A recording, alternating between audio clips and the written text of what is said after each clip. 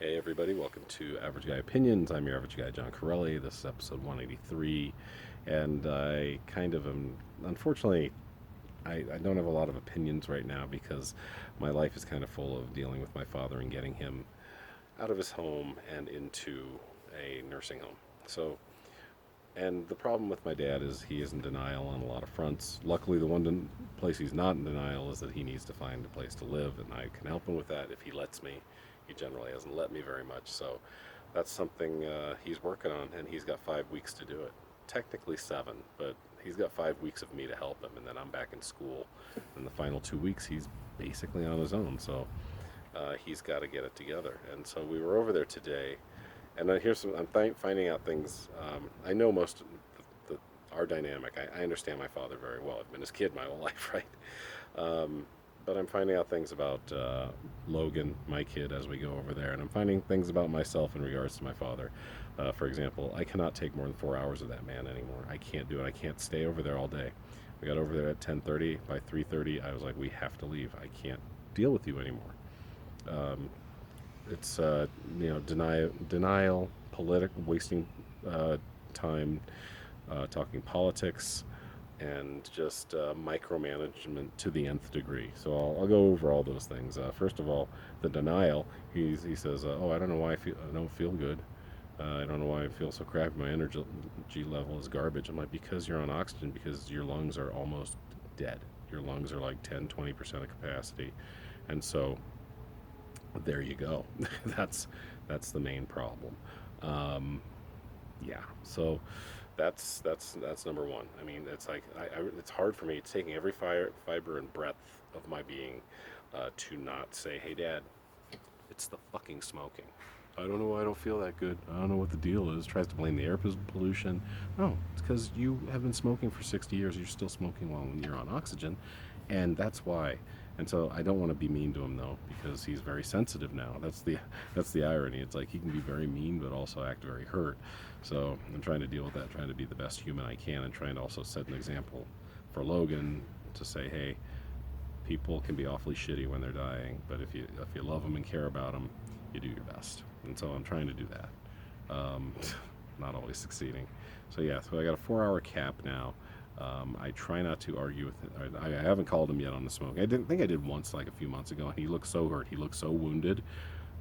Like I had said something like his mother's a pig or or he's a horrible human. No, didn't say any of that. Just said, yeah, it's your smoking is responsible for your shitty health. And he's like, oh, he looks so hurt. And I was like, I can't do that again. He did that wounded puppy look, and it worked. I was like, dude, that's the facts. The facts are that's why you are in terrible health. So on to the next thing. Talking politics. Uh, yeah, I go in there. Fox News is on all the time. Today's stupidity du jour was some guy wrote an op-ed piece, either in the New York Times or the Washington Post, one of those liberal rags, that where people actually have to string words together and make sense. But it was an op-ed piece about how perhaps, just perhaps, maybe we don't need the Statue of Liberty. Maybe it shouldn't be there. And of course, that alone is absurd. But what wasn't absurd is the guy has a point. Is like maybe those promises that are stated at the base of the Statue of Liberty, your huddled masses yearning to breathe free, all that stuff that is kind of a promise of what America can do or can be for the individual. Maybe that's not always true. Maybe there's a lot of racism here, and maybe those promises are not fulfilled all the time. And that's true. I mean, there's a truth to that. And so what do? They get like literally have 5 people, 5 different screens on this screen. I mean, if you have a normal sized TV, you can barely even see their faces, but everyone has a big screen TV, so you can see them all. Of course, they have like it's 5 women and a black guy, and of course the black guy is the male Candace Owens, who just says, "Oh, I can't believe these liberals write these things," and oh yeah, they're gonna cancel the Statue of Liberty. It's like, you're an idiot. No one's gonna cancel the Statue of Liberty, okay? But maybe we need to hear some truths about this country, okay? And maybe so that some of the promises and some are more like pipe dreams for a lot of people when faced with the reality and some of the racism that goes on here. Of course, this turned into like wasting an hour of our time. Well, first of all, we got up there around 10:30. Said, "Oh, you shouldn't have showed up till 11." I go, "Well, you told me 10:30." So here we are, and so we got to wait around for him to get ready till 11. 11 comes up. We What do? We probably watch Fox News for half an hour, argue for another half an hour. Next thing you know, it's noon. I'm like, we need to get to the basement and get some stuff done. I spend an hour in the basement organizing some stuff, which should all be donated at this point. And he makes his way down there and micromanages once again. And my son's great. Logan's great. And Logan wanted one thing. It was like this cool book, like a coffee table book about personalities of the 20th century that I've never seen until this day. It's been packed away in a box. He doesn't care about it. And Logan's like, yeah, can I have this? He's like, well, I was actually going to give that to someone else. Family, right? Not someone else. No, who's helping you? I can see if there are other people helping you in this endeavor to get your ass to where you need to go, and dealing with all the micromanagement and all the bullshit and all the right-wing politics and all the fucking unquantifiable arguments you make, the false equivalencies you say during these arguments.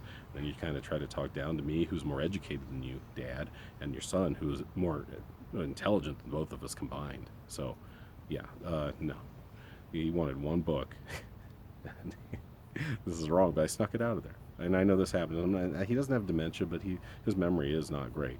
And so if he finds that he can't find the book, I'll say, "Oh yeah, I took it." And I'll just lie and say I took it by mistake. And if he really wants it and really wants to give it to that person, I'll bring it back.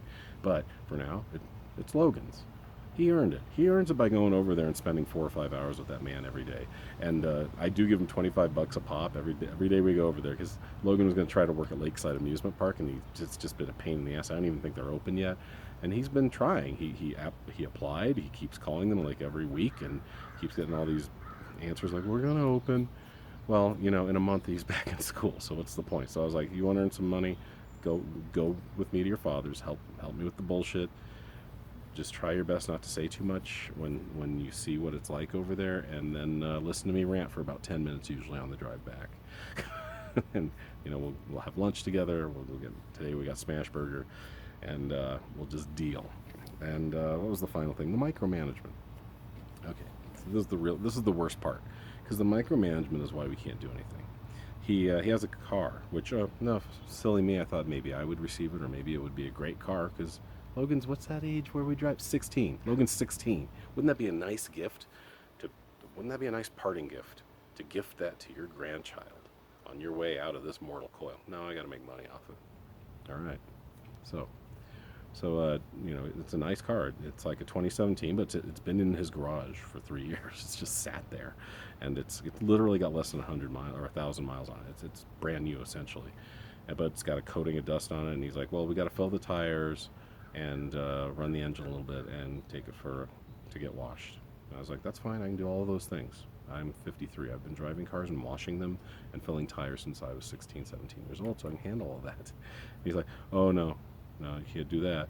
And the really annoying part of this whole process is, like, it's not even just that. It's not him having to be there and watch it. It's him having to do it. And he can't do it because he's too fucking unhealthy.